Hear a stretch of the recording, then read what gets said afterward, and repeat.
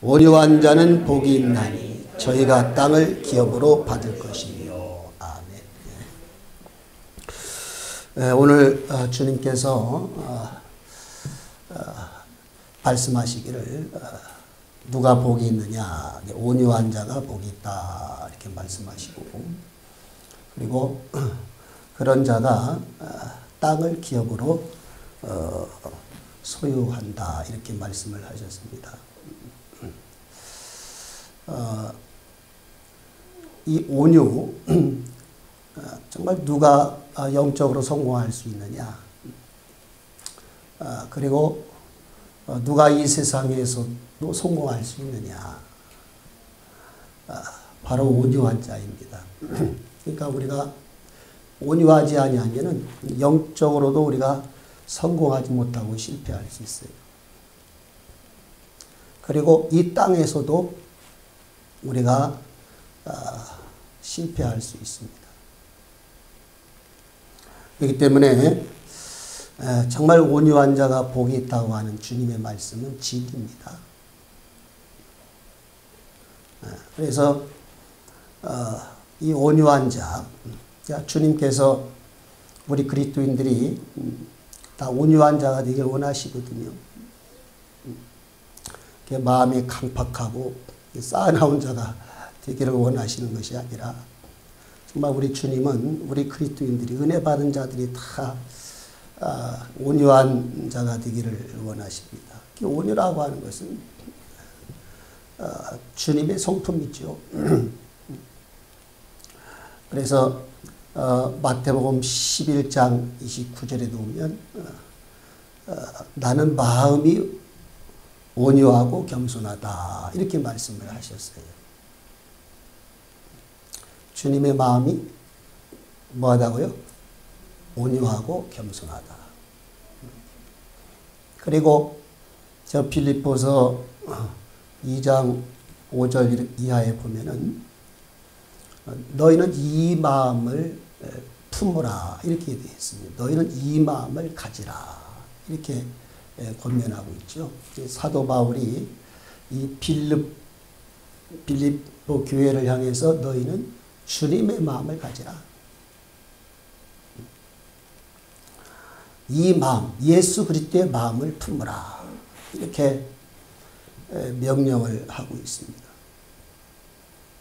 그래서 우리는 이 그리스도인들이 어떤 마음을 품어야 되느냐, 어떤 마음을 가져야 되느냐, 바로 주님의 마음, 곧 온유와 겸손한 마음을 가져야 된다는 겁니다. 이 온유와 겸손은 또 다른 말로 말하면 신의 성품이기도 합니다. 신의 성품. 그래서 저 고린도 후서죠. 베드로 후서죠. 베드로 후서 1장에 보면 뭐 2절 3절 이렇게 쭉 보면은 우리를 부르신 것은 그 신의 성품에 참여케 하려 함이라 이렇게 말씀하고 있어요. 이걸 또 다른 말로 말하면 그리스도의 형상이라 이렇게도 표현합니다. 그리스도의 형상. 그리고 또 다른 말로 말하면 그리스도의 마음을 성령의 열매라. 그래서 이 그리스도의 이 마음이라고 하는 것은 성령의 열매를 말하고 있습니다. 성령의 열매 중에 하나가 뭐예요? 온유죠. 거기 뭐 사랑도 있고 절제도 있고 충성도 있고 뭐 희락도 있고 있지만은 거기에 온유도 성령의 열매예요. 그러니까 성령의 열매는 그리스도의 마음입니다. 주님의 성품이라. 그래서 우리 그리스도인들은 이 그리스도의 이 마음을 우리가 소유해야 된다고 하는 것을 주님 오늘 본문을 통해서 말씀하고 있습니다. 너희는 어떠한 자가 되어야 될 것이냐? 주님의 마음을 가진 자가 되어라. 너희는 어떠한 자가 되어야 될 것이냐? 정말 그리스도의 형상을 가진 자가 되어라. 이렇게 말씀하십니다. 우리가 이 온이라고 하는 이 본래의 의미가, 그 단어의 의미가 여러 가지가 있어요. 온유함, 온유함에 대한 그 본래의 그 의미들이 여러 가지가 있어요. 그 의미들을 보게 되면은 뭐 덮는다 이런 의미가 있습니다. 온유함, 온유하다 할 때 그 본래의 의미, 원어적 의미죠. 보면은 뭐 덮는다 이런 의미가 있고, 그리고 하나님에 대하여서는 모든 그 상황 속에서 하나님의 뜻에 순종하는 그러한 마음의 자세를 말하기도 합니다. 모든 상황 속에서 하나님의 뜻에 순종하는 마음의 자세, 이런 의미가 온유라고 하는 단어에 들어가 있어요. 또 한 가지는 바로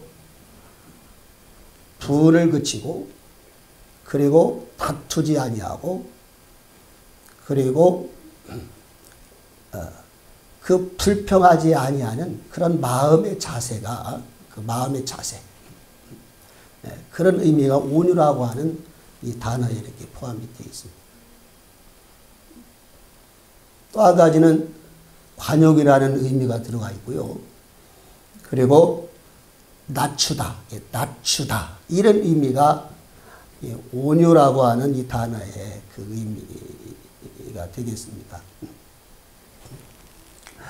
그래서 우리가 이 하나님의 이 성품, 이 하나님의 형상, 이 형상을 우리가 갖지 아니하면 우리 하나님 앞에서 정말 이 또 사람들 앞에서 덮어주는, 이게 덮는다고 하는 것이 무슨 뜻이냐면은 우리가 살다 보면은 얘가 뭐 다른 사람들의 그런 실수를 보게 되죠. 다른 사람들이 나에 대해서 뭐 공격하는 경우가 있지 않습니까?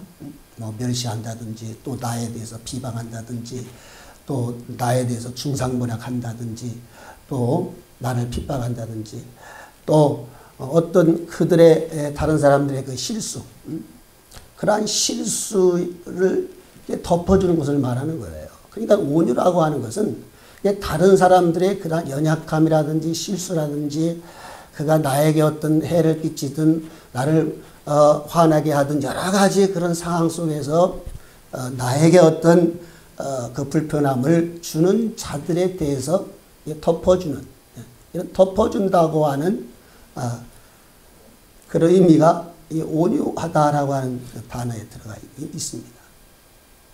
근데 여러분, 이러한 그 성품, 이러한 성품을 갖는 것이 쉽습니까? 한번 우리가 예수 믿고 정말 신앙생활을 한다고 하지만은 과연 누가 나의 자존심을 건드렸을 때,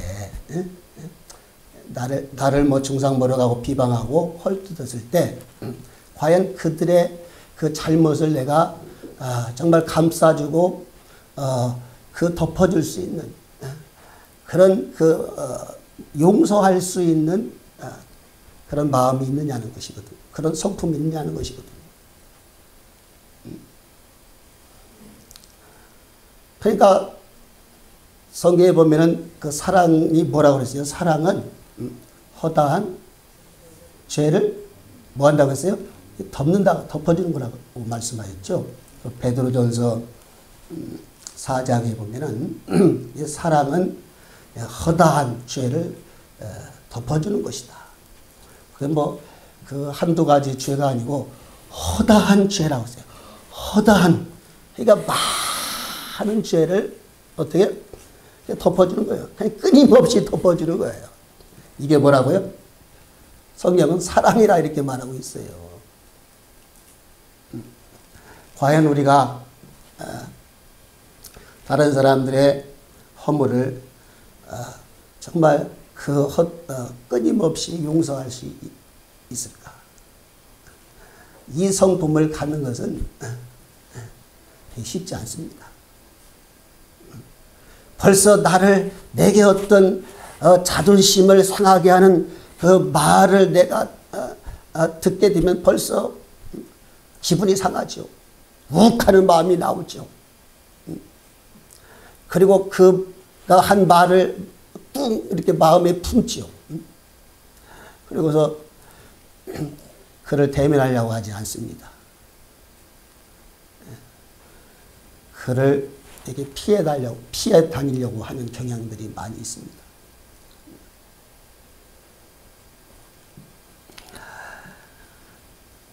우리가 그렇지 않습니까? 뭐 저부터도 그런 것 같아요. 저부터도 그렇습니다.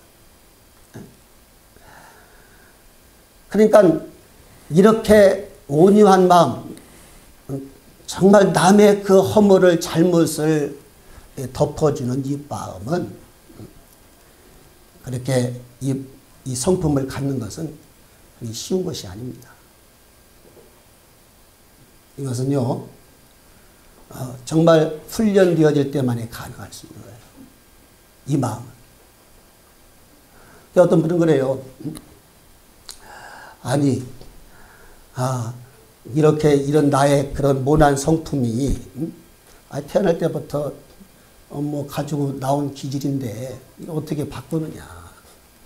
그렇게 얘기하는 분들이 있거든요. 이게 뭐 혈기 내는 거 뭐 태어날 때부터 가지고 나온 이 성품인데 이걸 어떻게 이거를 내가 바꿀 수 있느냐, 변화시킬 수 있느냐, 이렇게 말하는 사람들이 있어요. 혹자는. 그러나 절대 그렇지 않습니다. 우리의 성품은 변화될 수 있습니다. 여러분 보세요. 그 성경에 보면 하나님께서 그 모세의 그 성품에 대해서 말씀하거든요. 민수기 12장에 보면 모세의 성품에 대해서 하나님 말씀하셨어요. 그 뭐라고 말씀하시냐면 모세는 그의 온유함이 이 땅에 있는 모든 사람보다 승하다, 이렇게 주님이 말씀하셨거든요. 하나님께서 그랬죠. 모세의 그 온유함이 정말 이 모든 사람보다 승하다. 근데 여러분, 모세가 처음부터 온유한 사람이었습니까? 모세가 처음부터 온유했느냐 하는 것이거든요. 아니에요. 모세의 성품이 얼마나 싸나웠습니까? 얼마나 거칠었습니까?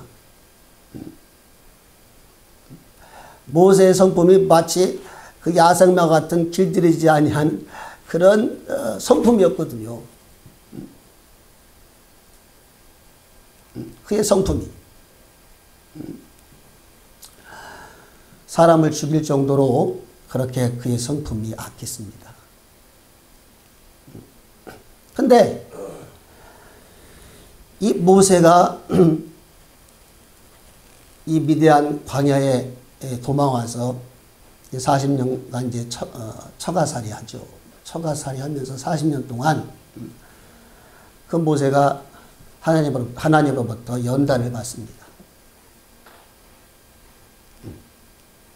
연단을 받는 과정 속에서 모세가 어떠한 사람으로 변화됐느냐? 정말 하나님이 인정하실 정도로 온유한 사람으로 변화된 거예요.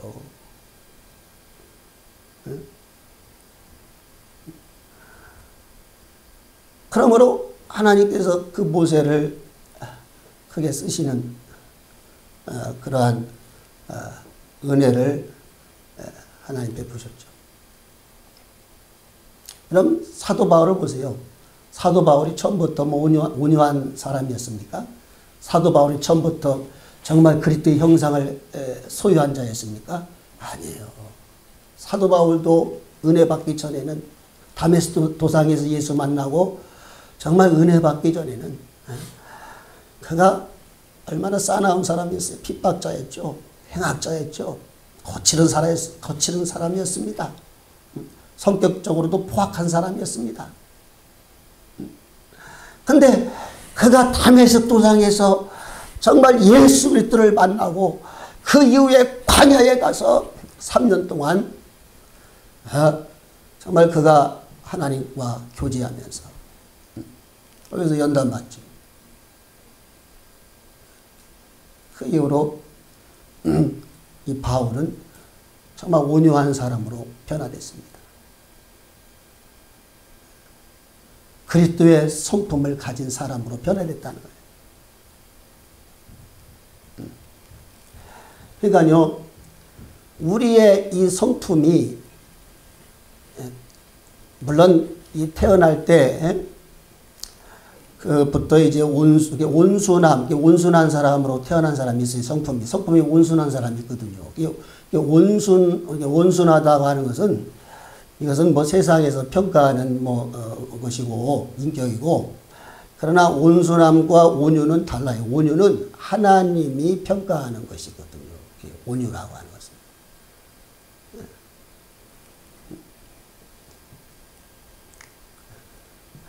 그래서 하나님께서 우리의 이 인격, 그러니까 우리가 예수 믿기 전에 가졌던 그러한 그 성품, 그걸 다른 말로 말하면 옛사람이라고 그러거든요. 옛사람. 예수 믿어도 거듭났다고 하면서도 보면 여전히 우리에게 그 옛사람, 구습을 쫓는 옛사람 이렇게 말하고 있죠. 에베소서 4장에 보면 그 옛사람을 벗어버리라. 이건 믿는 자들에게 하신 말씀입니까? 아니면 안 믿는 자들에게 하신 말씀입니까? 믿는 자들에게 하신 말씀이잖아요. 에베소 교회에게 하신 말씀이죠. 옛사람을 벗어버리라. 그리고 오직 심령으로 새롭게 되어 새 사람을 입으라. 이렇게 우리에게 말씀하시는 거예요. 믿는 자들에게 하신 말씀이에요. 한번 보죠. 에베소서 4장. 에베소서 4장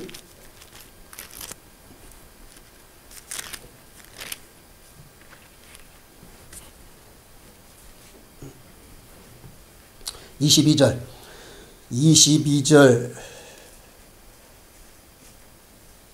부터 24절까지 한번 읽어보시겠습니다. 시작.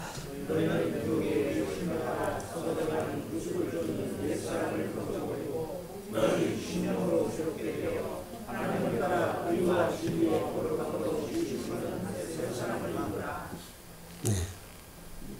왜냐하면요, 여러분 이 말씀이 되게 중요한 말씀이에요. 하나님의 이 성품에 대한 이 말씀이요, 굉장히 중요한 말씀입니다. 아까 서두에 말씀드린 것처럼 우리가 주님의 형상을 갖지 않으면요, 여러분 진짜 영적으로 실패할 수밖에 없어요. 세상에도 마찬가지예요. 우리가 주님의 성품을 우리가 갖지 아니하면, 다시 말씀드리면 온유한 자가 되지 아니하면 여러분 천국 들어갈 수 없습니다. 우리 안에 있는 이 예수 믿음, 우리가 많은 사람들이 그렇게 생각하죠. 예수 믿으면 뭐 천국 가는 거지. 죄산 받았고 하니까 예수 믿고 그냥 주일 성수하고 뭐 11조하고 또 봉사 이렇게 하고 하면은 구원받고 저 천국 가서 상 받지. 보통 이렇게만 생각하거든요.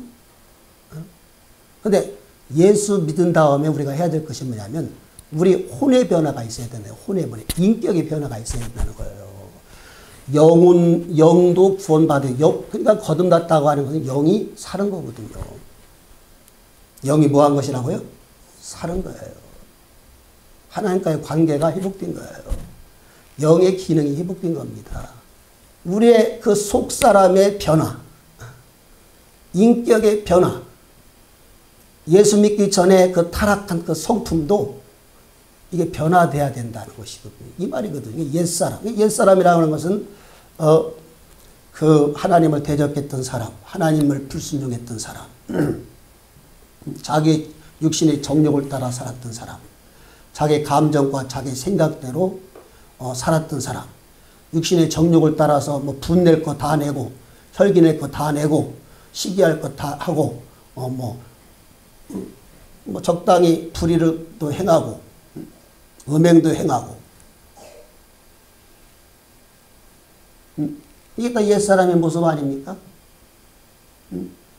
그러면 오늘날 그리스도인들 중에도 정말 하나님이 싫어하는 우상을 여전히 끼고 살고 있고 그리고 음행을 행하며 살아가고 있습니다. 성경은 누구든지 주의 이름을 부르는 자는 모든 불의에서 떠나라 이렇게 말씀하고 있죠. 더 나아가서는 악의 모양이라도 버리라 이렇게 말씀하고 있죠. 그리고 야고보서 1장에 보면은 21절인가요? 보면은 너희 안에 있는 모든 더러운 것과 넘치는 악을 벗어버리라 이렇게 말씀하고 있거든요.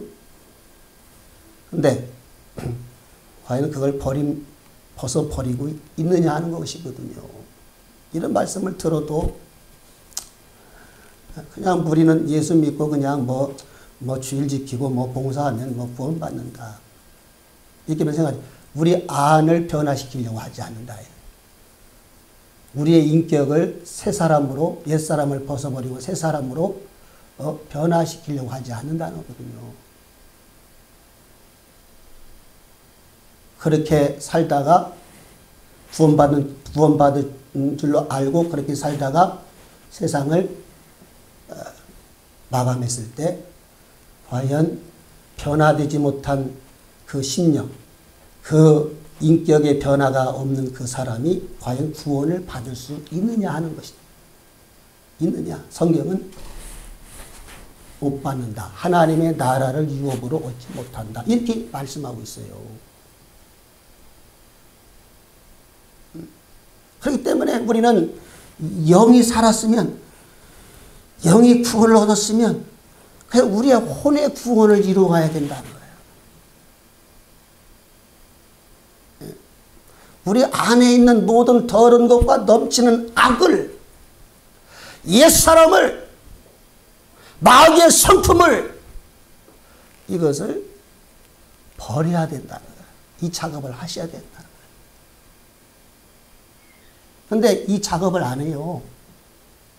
많은 사람들이 많은 분들이 자기 변화를 하려고 하지 않는다 이 말이에요.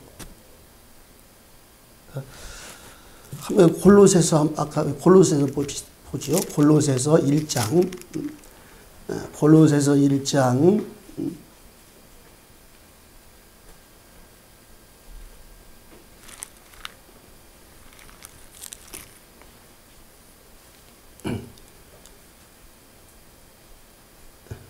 '야고보서 1장 죄송합니다. 야고보서 1장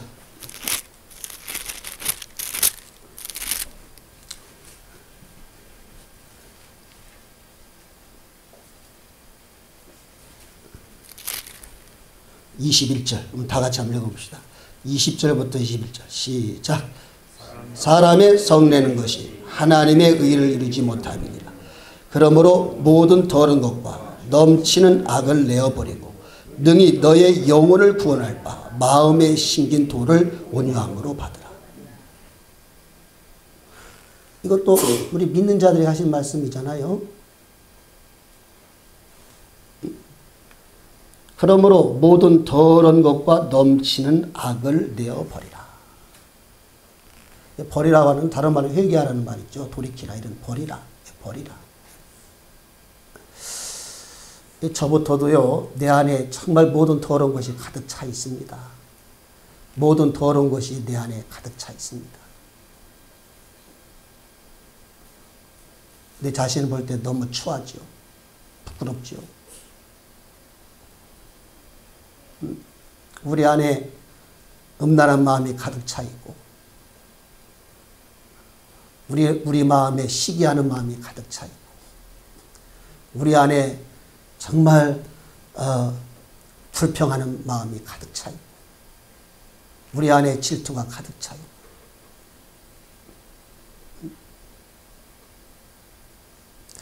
저만 그런가요? 우리 안에 육신의 정욕이 가득 차요. 분쟁, 시기, 혈기, 분. 근데 이런 것들이 이 변화되지 못한 이러한 옛사람의 모습들이 이 성령을 근심케 한다는 것이거든요. 그게 있죠?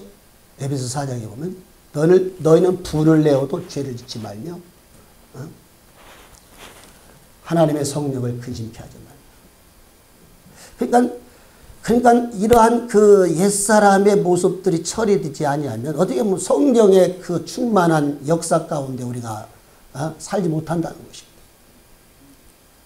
아니, 성령은 우리 연약함을 도우러 오셨고 우리를 위해서 친히 간구도 하시는 분이신데 아니, 그분을 자꾸 거스리고 그분을 근심케 하고 슬프게 한다면 과연 성령의 그 충만한 역사가 그분의 지도하심의 역사가 그분의 인도하심의 역사가 그분의 가르침의 역사가 과연 우리 삶 속에 우리 영혼 속에 나타나겠냐 하는 것이거든요. 그러니까요 사실 우리가 먹고 사는 것도 중요하고 돈 버는 것도 중요하고 배우는 것도 중요하고 다 중요하지만 우리 영혼을 위해서 우리가 이 새 사람 내 심령을 변화시키는 이 새 사람을 입기 위해서 우리는 힘쓰셔야 됩니다. 여기에 우리는 정말 올인하셔야 됩니다. 여러분 하나님으로부터 복을 받는 비결이 뭔지 아십니까? 우리가 변화되면 복을 받 우리가 변화되는 만큼 하나님의 복을 받는다는 걸 믿으시기 바랍니다. 우리가 변화되는 만큼 하나님의 기도 응답이 있다는 걸 믿으시기 바랍니다. 그러니까요 하나님이 우리에게 복을 주셔도 하나님이 우리 심령을 볼 때 더럽다. 하나님 말씀에 복음에 비춰볼 때 그 저울에 달아볼 때 미달된다.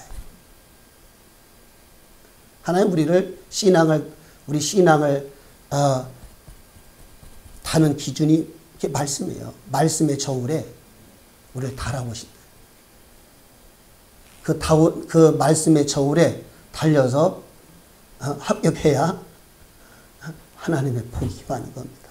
그게 미달되면은 벨세살 왕처럼 그 영혼이 멸망할 수 있다는 거예요. 과연 우리가 하나님 말씀의 저울에 우리의 믿음을, 우리의 신앙을, 행위를, 우리의 성품을 측량했을 때 과연 합격할 수 있을까? 여러분, 예수님이 피 흘려주신 것은요, 예수님이 우리를 정말 우리의 죄를 피 흘려서 우리의 죄를 사하시고 우리의 죄를 대속하여 주신 것은 그것으로서 끝내는 것이 아니고 우리로 하여금 그리스도를 닮게 하려고 하는데 목적이 있는 거예요.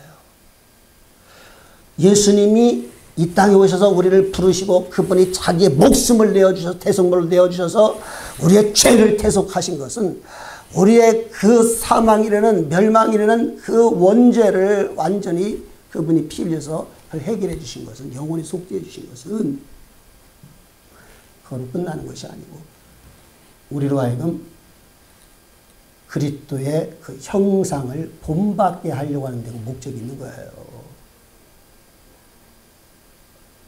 그리스도를 닮는 데까지 잘하게 하시려고 하는 목적이 있다.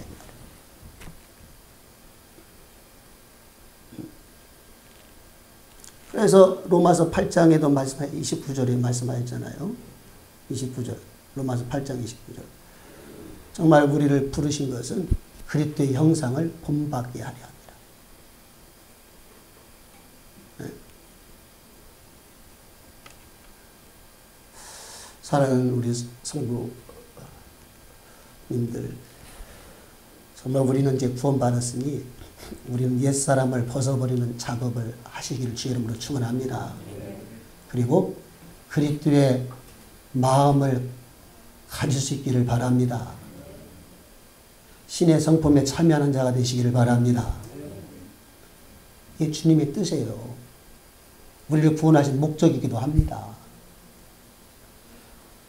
우리의 속사람이 변화가 돼야 돼요. 인격의 변화가 돼야 됩니다. 인격의 혼의 변화가 돼야 됩니다.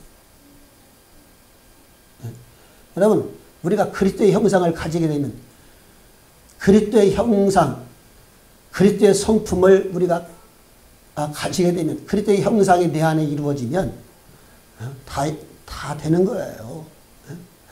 남의 허물을 덮어줄 수 있는 것도 당연히 열매로 나오게 돼 있고, 그리고 우리가 어떠한 상황에 처해 있다 할지라도 정말 하나님의 뜻에 순종하는 마음을, 자세를 가질 수 있게 되는 것이고, 그렇죠? 우리가 변화되지 아니하면 우리 삶 속에서 살아가는데 많은 어려움이 닥치잖아요.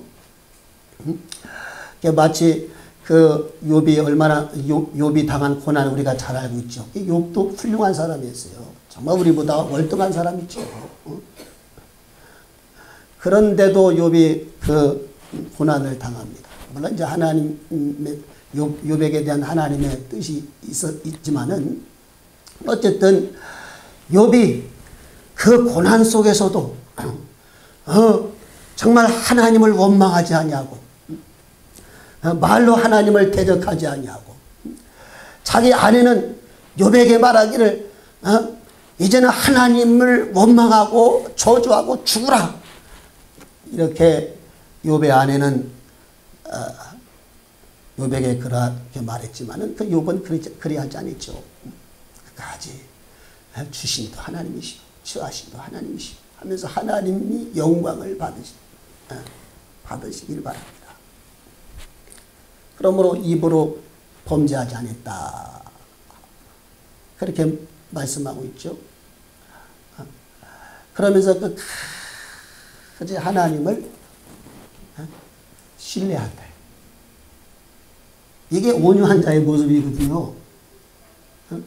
온유한 자의 모습이 어떠한 상황에 처해 할지라도 하나님의 뜻을 그대로 받아들이고 하나님의 뜻에 정말 그 순종하는 그 마음 자세, 이게 온유한 자들의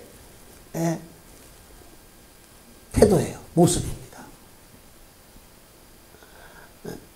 그러나 이스라엘 백성들처럼 광야에 나왔지만은 얼마나 하나님께 불평하고 불만을 토로합니다. 하나님을 시험하고 그러잖아요. 우리가 출애굽 보면 알 수 있지 않습니까? 그들이 애굽에서 나와서 구원받았습니다. 홍해 건넜습니다. 반석에서 나는 물을 먹었고 만나를 먹었습니다. 그럼에도 불구하고 하나님의 이적과 능력과 영광을 구원의 역사를 경험했음에도 불구하고 광야에서 막상 현실적으로 어려움이 당하니까 하나님을 신뢰하지 못한다. 하나님을 시험하고 원망하고 간음하고 오히려 우상숭배하고, 그러므로 하나님이 그들을 마음에 싫어하시고 그들의 광야에서 다 멸망을 당했다.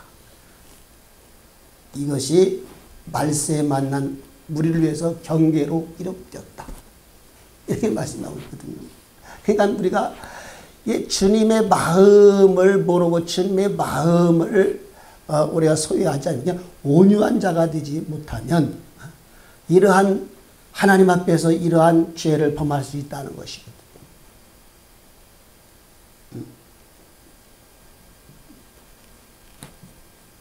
우리가 하나님 앞에서 낮아지는 것도 마찬가지예요.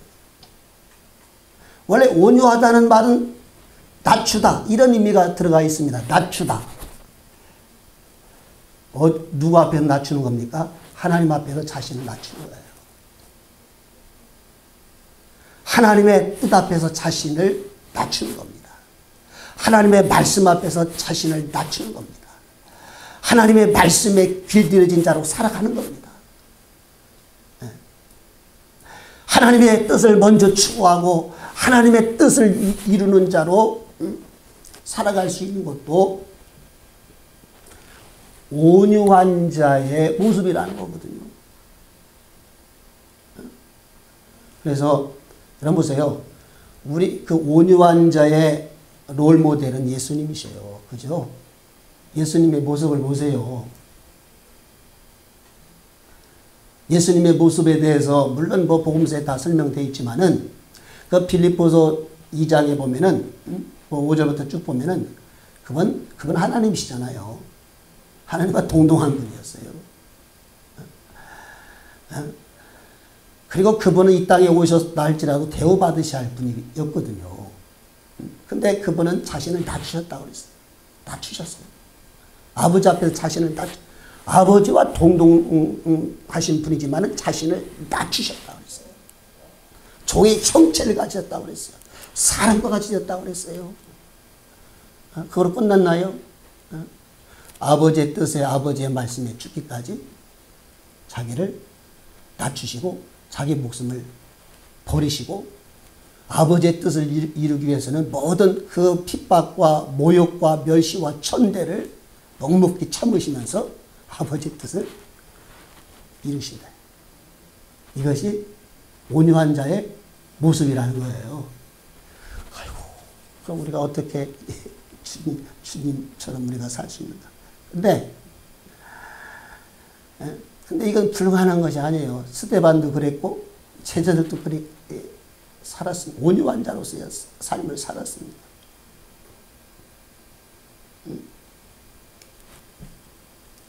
이렇게 온유한 자만이 주님의 성품을 가진 자만이 정말 주님처럼 온유한 자로서의 삶을 살 수 있습니다.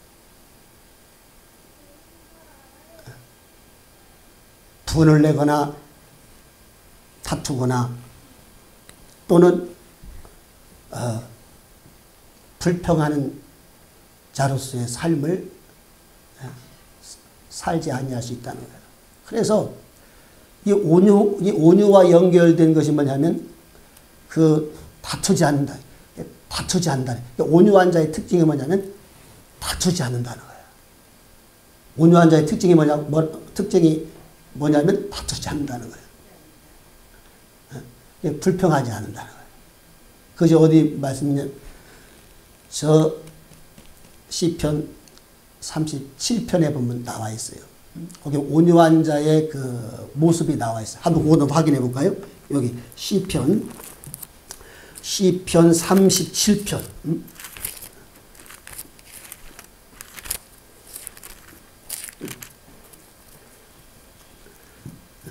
37편 8절 한번 읽어 8절부터 11절까지 한번 읽어보세요. 시편 37편 8절부터 11절 시작. 분을 그치고 노를 버리라. 불평하여 말라. 행하게 치칠 뿐이라. 대저 행악하는 자는 끊어질 것이나 여호와를 기대하는 자는 땅을 차지하리로다. 잠시 후에 악인이 없어지리니 내가 그곳을 자세히 살필지라도 없으리로다. 오직 온유한 자는 땅을 차지하며 풍부한 화평으로 즐기리로다. 온유한 자는 분을 그친다. 여러분, 화내는 것이 하나님의 의를 이루는 거예요? 이루지 못하는 거예요? 성경에 보면 화내는 것은, 성내는 것은 하나님의 의를 이루지 못한다. 그러니까요, 온유하지 못한 자의 이렇게 모습을 이렇게 보게 되는 것 중에 하나가 뭐냐면 정말 그 혈기를 잘 내는 분들이 있거든요. 조금만 뭐 듣기 싫은 소리를 들으면 벌써 그냥 화를 내죠.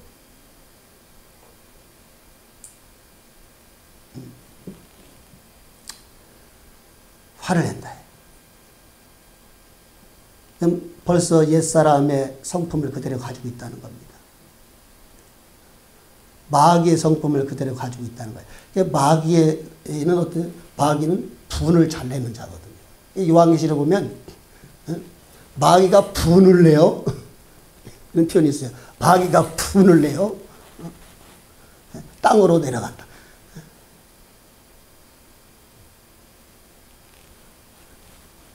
이게 분을 내면 벌써 성령을 근심케 하고 정말 이게 영적으로 이게 덕이 드는 것이 아니고 완전 마이너스입니다. 벌써 이 분내는 것도 죄인데 죄를 지으면 어떻게 해요? 마귀로 하여금 틈탈 수 있도록 마귀로 하여금 틈탈 수 있도록 그 문을 연다는 것이거든. 우리가 죄를 지으면요 마귀로 하여금 합법적으로 나를 지배할 수 있도록 내어주는 거예요.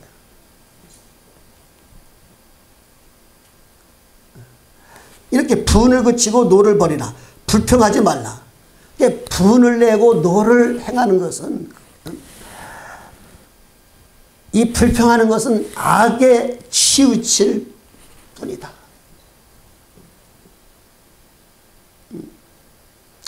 이것은 곧 온유하지 못한 자의 모습이다.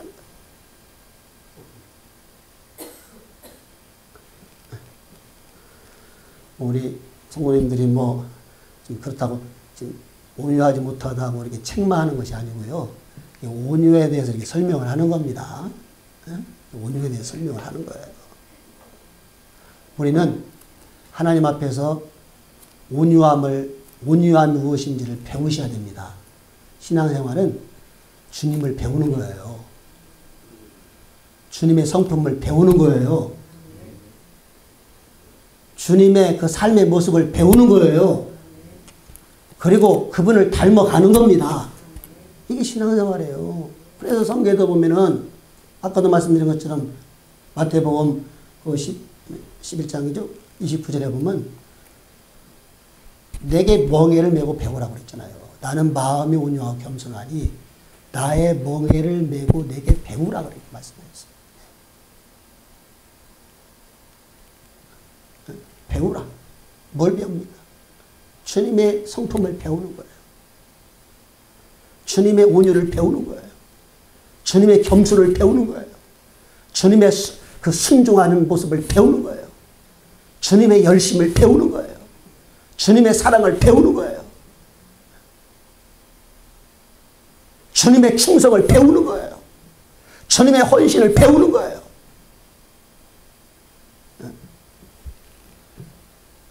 그런데 우리는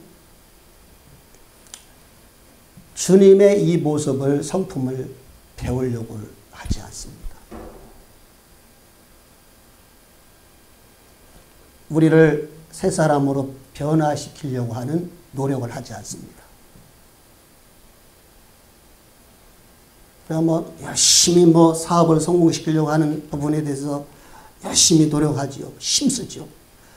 내 이 육체를 건강하게 하려고, 근육을 키우려고 열심히 헬스장에 가가지고 열심히 땀을 뻘뻘 흘리면서 2시간이든 1시간이든 정말 자기 그 육체를, 겉사람을 변화시키려고, 배도 이렇게 나오고 이렇게 호루였던 사람이 이렇게 근육의 사람으로 변화시키려고 얼마나 힘쓰고 노력합니까?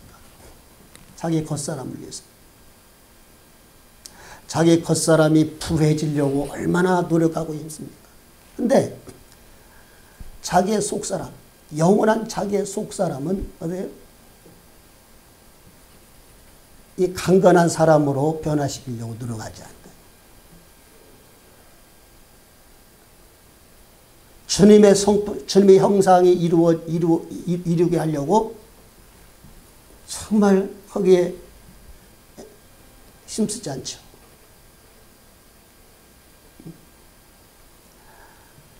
사랑하는 여러분, 우리는 우리 안에 있는 넘치는 악을 벗어버리려고 우리는 노력하셔야 됩니다.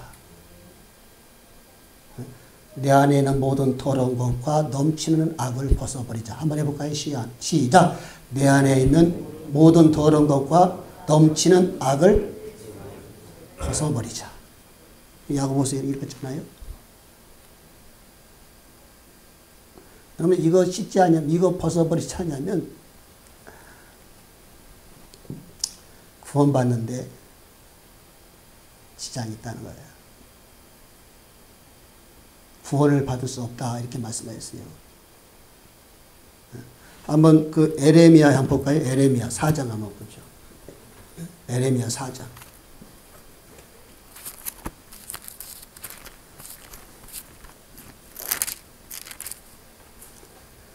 14절 한번 읽어봅시다. 4장 14절 시작.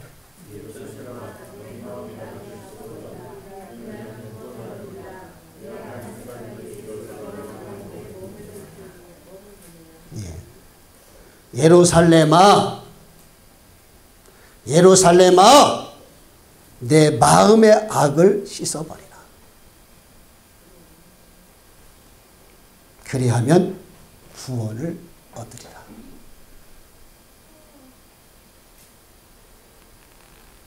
여러분, 우리는 우리 안에 있는 악을, 이걸 버려야 된다.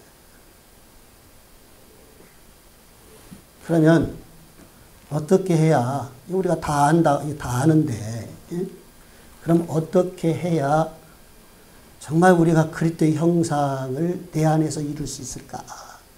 어떻게 보면 숙제죠. 그죠? 어떻게 해야 정말 내가 그리스도의 형상을 내 속에 이룰 수 있을까?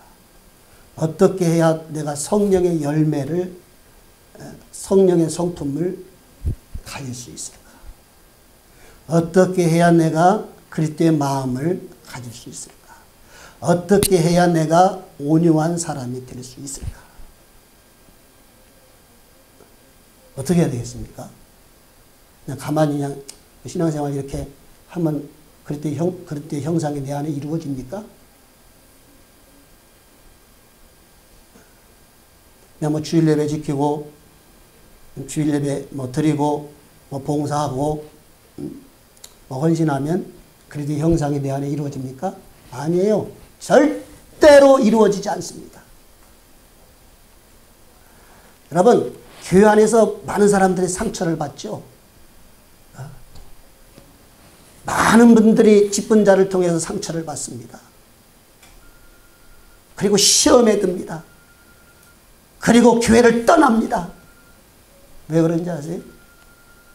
그리스도의 형상이 그에게 이루어지지 않기 때문에 그에게서 나오는 말과 행실을 통해서 많은 사람들이 마음의 상처를 입고 교회를 떠납니다. 뭐 우리 교회에서도 마찬가지예요.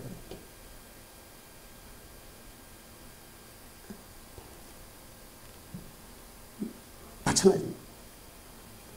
그래서 우리는 그리스도의 형상이 내 안에 이루어지기 위해서는 정말 하나님의 성품을, 신의 성품에 참여하는 자가 되기 위해서는 첫째는요, 내가 변화되려고 결심하고 결단하고 하나님께 매달리시고 기도하셔야 됩니다. 그냥 우리 심령이 새롭게 변화되는 것이 아니에요. 옛사람을 벗어버리고 오직 심령으로 새롭게 된 새 사람을 입는 이 과정이 그냥 되는 것이 아니라 이 말이에요. 내가 그리스도의 성품을 배우려고 하는 의지를 가지고 그리스도의 성품을 소유하려고 하는 그러한 정말 그 결심과 결단을 가지고, 주님, 나의 옛사람을 이것을 벗어버리고 내 안에 있는 모든 이 추하고 더러운 것들을 다 벗어버리기를 원합니다. 내 안에 있는 모든 이 악을 다 씻어버리기를 원합니다. 주님 앞에 나의 그 진실한 더러운 모습을 주 앞에 토해내면서, 주님, 나를 씻어주셔서 이 모든 죄악을, 넘치는 악을, 더러운 것을 벗어버릴 수 있도록 주님 도와주소 하면서 결단하고 결심하면서 하나님께 정말 부르짖고, 내가 그리스도의 형상을 내 안에 이루어지기 위해서 몸부림치고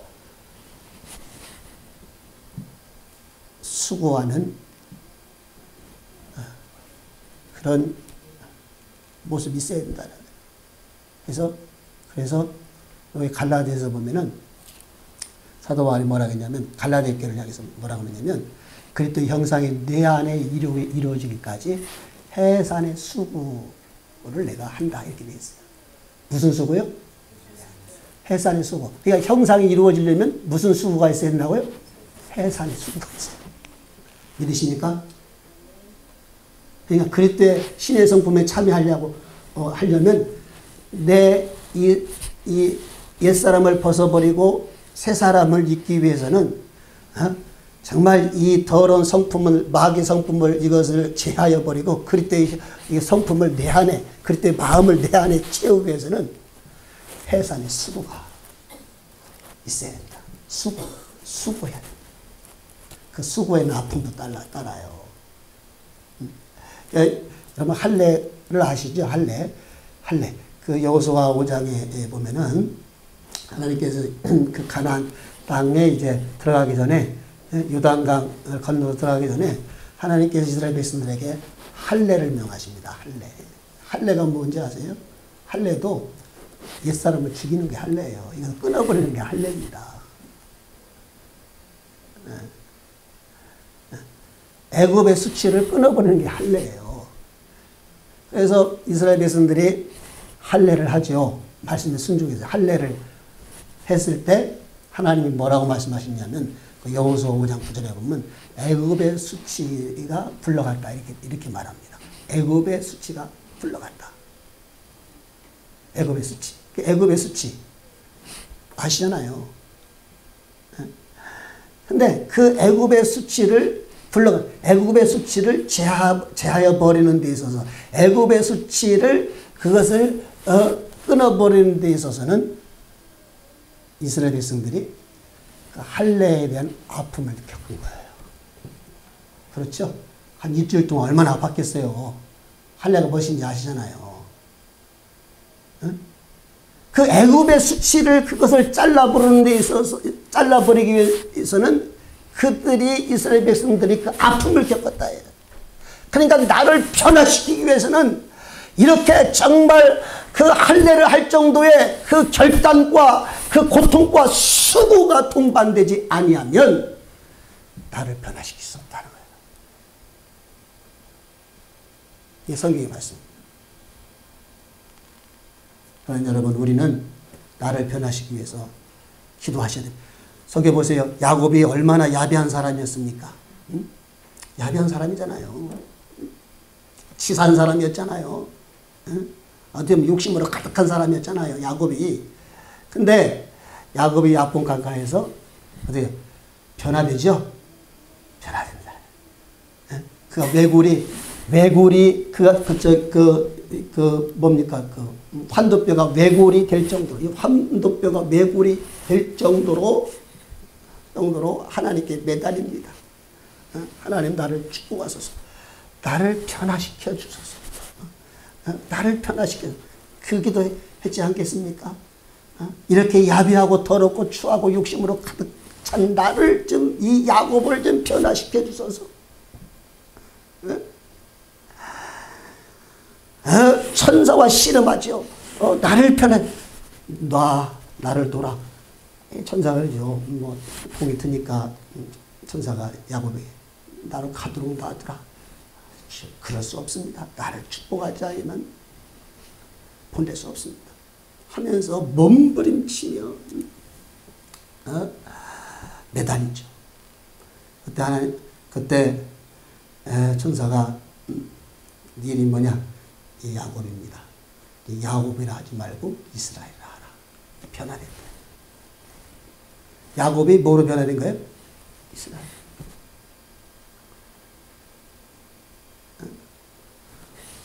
사울이 바울로 변화된 거예요. 시몬이 베드로로. 이 변화된 삶은 새 사람을 말하는 그러니까 이름이 바뀌었다는 건 새 사람이 됐다는 거예요. 새 사람. 저도 조정환이가 이제 조정환이가 아니고 조요셉으로, 조요셉이 아니고 조요환으로 바뀌다. 새 사람. 우리가 변화되기 위해서는 그리스도의 형상을 입기 위해서 우리가 변화되어야 됩니다. 그리스도의 형상을 입기 위해서 우리가 이 변화를 위해서는 우리가 정말 기도해야 됩니다.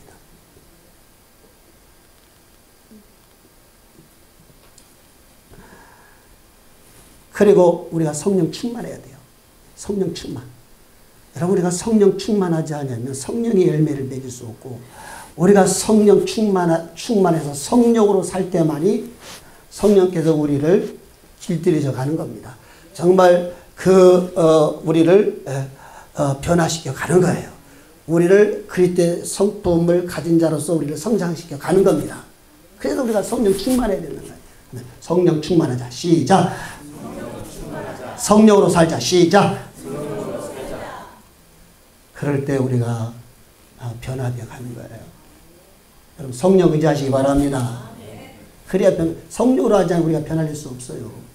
우리가 결단을 하고 결심을 하고 몸부림치며 변화를 추구하면서 정말 야곱처럼 그 환도뼈가 부러질 정도로 왜골될 정도로 정말 간절히 우리가 기도하는 가운데 성령의 인도하심을 받아야 한다.